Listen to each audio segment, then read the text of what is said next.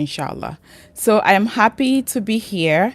And today's topic is about how to manage your nausea and vomiting symptoms, because I have been getting a lot of questions from some few pregnant women who I work with and on my social media, on Instagram and on here as well. So I wanted to just jump on and share a little bit about the easiest way, the common and also easiest way to actually help yourself when you are experiencing nausea or vomiting. Okay.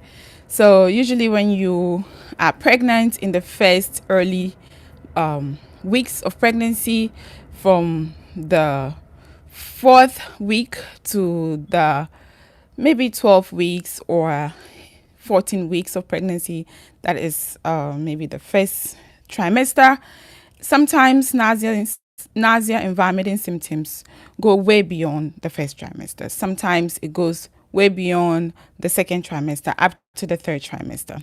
Yeah. And usually that is also called morning sickness. Okay, so you feel very sick in the morning.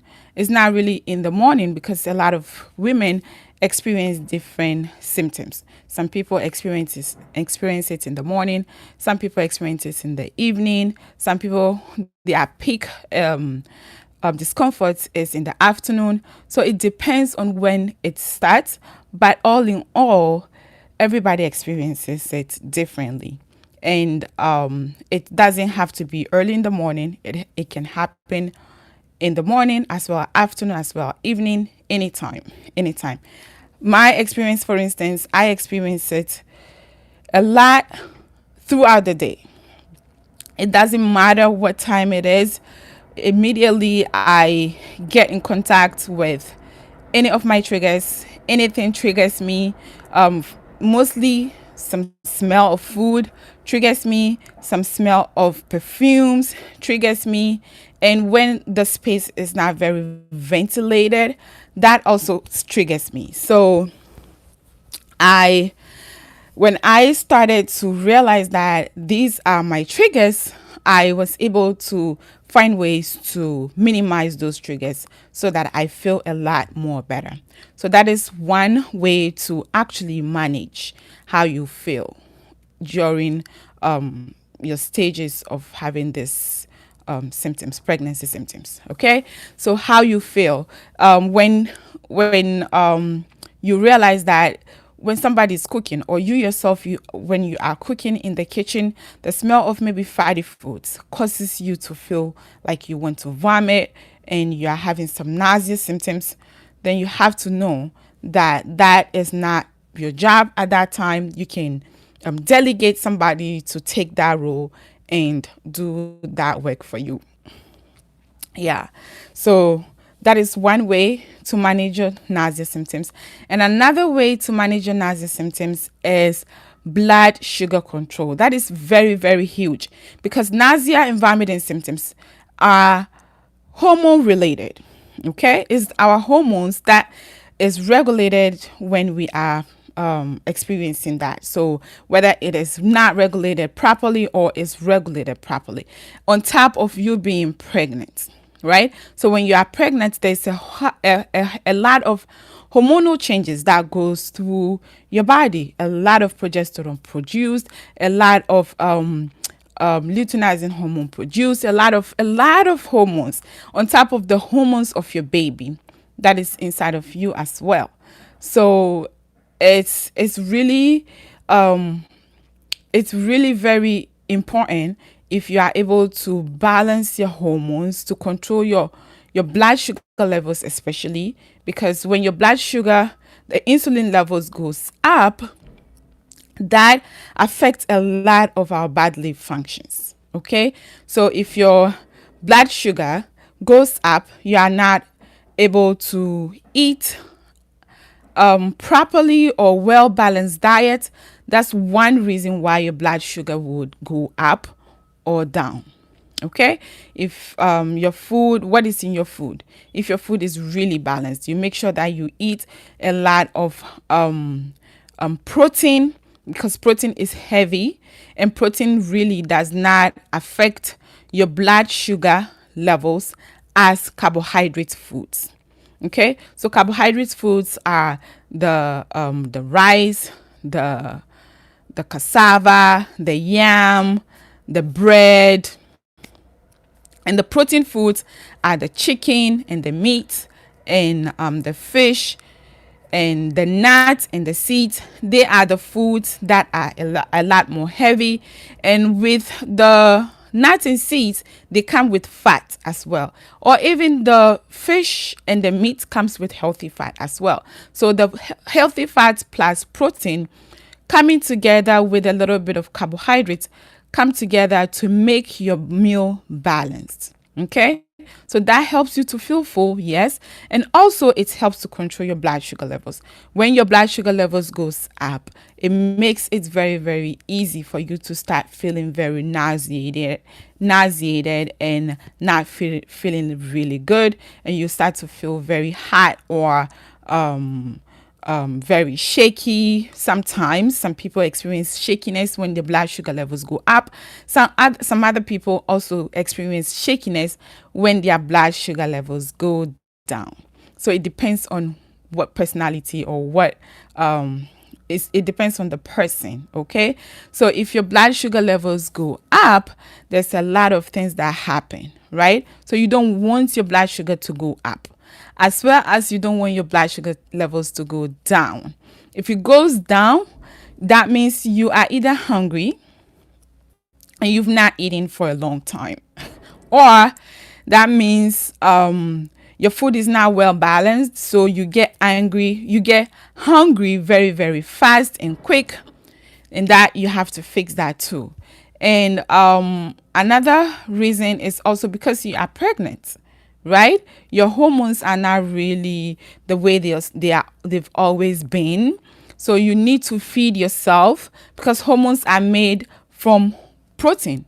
Hormones are made from the food that we eat, especially from protein, right? So you need to feed your body with the protein that is needed for the hormones to be produced properly. And also they too have to be balanced, right? But it's hard to keep a balanced hormone, like hormone balance. Like it is hard to keep hormone balance when you are pregnant, especially during the first trimester.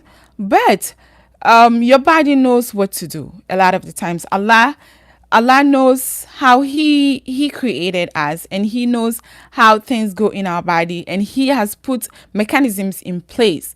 When you just support your body the way it's supposed to be supported, the mechanisms that Allah has put in your body is going to work for you instead of working against you, right? So that is one way. Another way to also pay attention to the triggers that causes you to have those vomiting and nausea symptoms and morning sicknesses and some few pregnancy symptoms that you've been experiencing. Okay, so make sure that you are eating well-balanced diet. So your well-balanced diet is a diet that consists of enough protein, enough carbohydrates, enough fat, healthy fat, and fiber.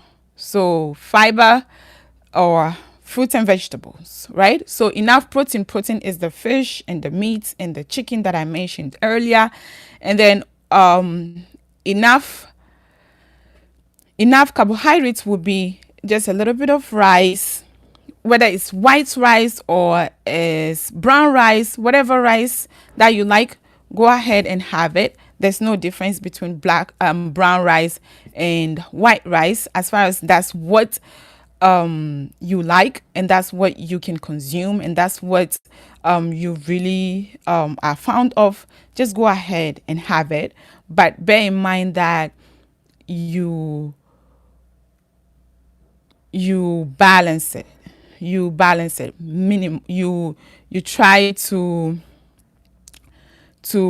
moderate whatever you are putting on your plate. Okay, moderation. Okay, it doesn't have to be excessive. You like rice, yes, go ahead and have it, but you don't have to like eat all that you want. Because I like rice, there's nothing else on my plate, you are just eating rice. That would also affect your blood sugar. But again, when you are pregnant, you don't feel like eating, really. Like a lot of the times, pregnant women who are in their first trimesters, in their first trimester, don't feel like eating. They either don't have appetite, or they have appetite, but they cannot eat because of the symptoms that they are experiencing. So they are experiencing all the nausea symptoms, they are experiencing all the fatigue, they are experiencing all the body pains, they are experiencing all of those hormonal changes. So they don't really have appetite for food. Or they might have appetite for food, but really because of the nausea, when they eat, they vomit out. Because of the vomiting, when they eat, they vomit out. When they eat, it doesn't stay. It comes out. They are not able to eat. That you have a leeway. You can eat what you like. At that time, you really need something in your tummy, because lack of something in your tummy also triggers nausea symptoms. Okay, so you need something in your tummy. So in that case, you can eat crackers, you can eat high carbohydrate food, maybe some bland foods, yam. You cook some yam and eat just the yam, because that is carbohydrate. It's gonna give you instant energy, and it's at least something in your tummy. And also it helps to minimize the nausea, right? So you want to eat that. And white rice also, you put some oil on it and you cook it. You add maybe butter if you have it, not margarine, because margarine is not the real thing. Butter is actually the real thing. Okay, so if you have access to butter, you use it. If not, you use the oil that you have, and go ahead and cook it and eat just the rice, just to have something, just to boost your energy with that carbohydrate. Okay, so that is another way to also manage your nausea symptoms. And another way is also to eat in moderation, that I mentioned, but also make sure that you are not eating too full. Sometimes we feel so hungry as when we are pregnant that we feel like, whoa, I need to eat. So you'll be eating so fast, you'll be eating so quickly, and you'll be eating, trying to just finish the plate. But actually what you are doing is filling up your tummy, and then when you finish, that also triggers the nausea because you are too full. So filling up the tummy too much causes nausea symptoms, right? It causes nausea, and then we don't want the vomiting to happen, right? So you really want to eat small but consistent meals. So small would be just a bit of the food that you might eat. Maybe for lunch you eat a big plate usually before you got pregnant, but now you want to just eat a little bit of the food that you might eat from a big bowl, and then come back maybe later after 30 minutes and eat again, after another 30 minutes and eat again. So that gives you a little bit of a breather, and you don't fill up your tummy really quick, and that causes nausea symptoms as well. All right. And another way also to manage your nausea symptoms is to eat before you go to bed. Okay, I hear a lot of people giving advice about eating maybe 2 hours before you go to bed. Don't eat 2 hours before you go to bed. Don't eat 4 hours before you go to bed. Listen, this is the time that you have to pump your body with nutrition. Your body is going to take that nutrition to help you be human, and also is going to take some of the nutrition to help your baby grow into human, right? By the grace of Allah. So if you don't eat,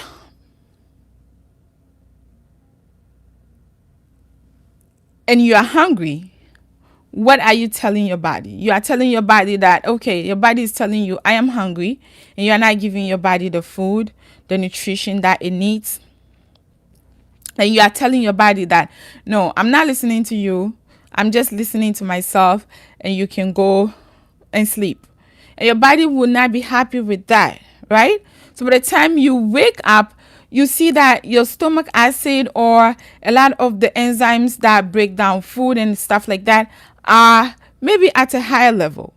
And that waking up with an empty stomach causes another trigger of nausea. That is another trigger of nausea. So going to bed with an empty stomach and waking up with an empty stomach, both of which are nausea symptoms. So you really want to eat something. Maybe put a cracker in your mouth before you go to bed and just wipe it, or brush your teeth if you want to. If not, it's okay. Drink some water and make your dua and go to sleep. At least your tummy is not really too full, and it's also not really too empty. So you go to sleep, and then when you wake up, there's a little bit of the nutrition, the calorie in your body. So immediately you wake up, also don't delay your breakfast. You don't have to delay your breakfast. Immediately you wake up, make sure, even before you brush your teeth, or even sometimes before you wake up from bed, before you get up from bed, you try to put maybe something next to your bed. Okay, you put a muffin or a cracker or something, or peanut butter with something that appeals to you. You put it next to your bed. Immediately you wake up, you put it in your mouth. So that gives you a boost of energy, and that the digestive juices and the enzymes that and then the hormones that might come up to trigger the nausea would be subsided, right? So you want to do that when you wake up immediately from bed. And then when you go into bed, you try as much as possible not to go to bed with an empty stomach. Okay, so so I think that is all the points that I have for you today. And inshallah, if you have any questions, you can shoot me a message, or you can put it in the comments. As I said earlier, put it in the comments and I'll answer all the questions. And if you also watch this video, please share it to others who you think might benefit from. And please, if you have not subscribed yet, please don't forget to subscribe, because that would help this channel to grow, and all the information that I am sharing, all the valuable information that I'm sharing would reach bigger audience who really need this information. Okay, so I am going to end it here.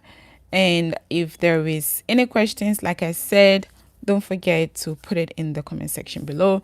If it is vlogging that you like more, that you want me to vlog more, or you want me to do the sit down discussions with you, the live videos, or auto-generated content or pre-recorded content, anything at all that you think I can include in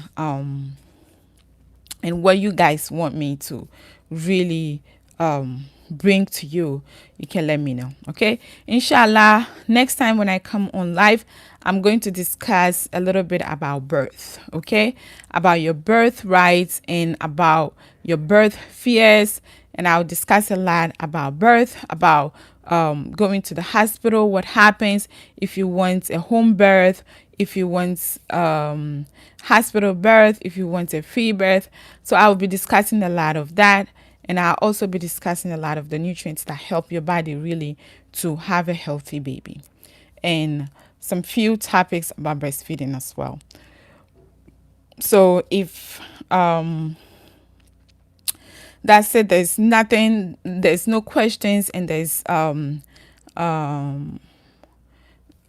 you don't have any questions, I'm gonna end it here, inshallah. So until next time, take care of yourself and be well and be in the best of health and iman. Assalamu alaikum. Okay. All right. So how do I save, highlight, share?